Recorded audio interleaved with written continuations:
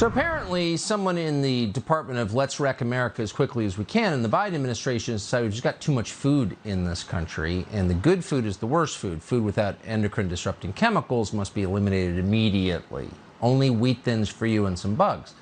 So with that in mind, agents from the Biden administration, armed, have decided to attack the Amish. Amos Miller, an independent farmer in the old Amish village of Bird in Hand, Pennsylvania, found out the hard way.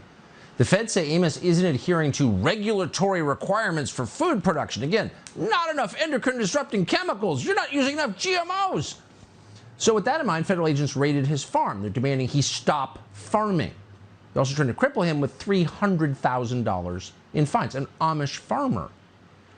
And Amos Miller says he's farming in accordance with his religious beliefs, and he's providing food for 4,000 people in what he calls a private food club. It's really a shocking story, and we wouldn't know about it if it were not for Jeremy Loffredo, who works for Rebel News. He joins us tonight. Jeremy, thanks so much for coming on. This one story is kind of hard to believe. They're going after an Amish farmer.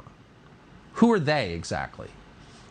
We have the U.S. Marshal Service recently raided Amos Miller's organic and holistic farm, demanding he cease operations, and they charged him, as you said, with $300,000 of fines, economically crippling the man.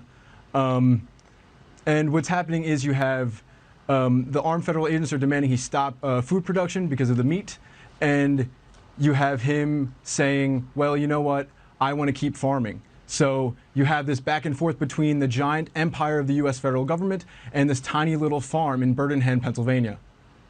So they went after gyms, organic farmers, and churches. So maybe they're against anything that's wholesome and edifying that makes you stronger and healthier, and in favor of everything that diminishes you and makes you more dependent. I'm just sensing a theme here. Do you see this?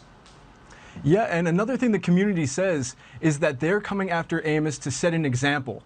They're coming after an independent, successful farmer who takes out the government middlemen and provides food directly to his community and his people. Now, by taking out the middleman, by taking out the government, you're taking power away and taking leverage away from the government and putting that power and leverage in the hands of the community and the farmers and the people. And another thing I'll add is Amos's farm doesn't use any gasoline or any fertilizer. Now, as you know, these commodities have become very expensive because of Biden's policies in regards to the war in Ukraine and Russia. So Amos has completely eliminated any risk coming from the international or domestic politics of the Biden administration, and they're coming after him for it. Maybe if he promises to put more chemicals in the milk that turn kids trans, they'll lay off. Did any of the federal marshals decline to raid an Amish organic farm on principle, or did they all just go along with this? Do you know? All I know is that many federal agents did not decline to go and did go along with it and raided the farm and took inventory of Amos's farm to make sure that he doesn't sell or produce any more meat.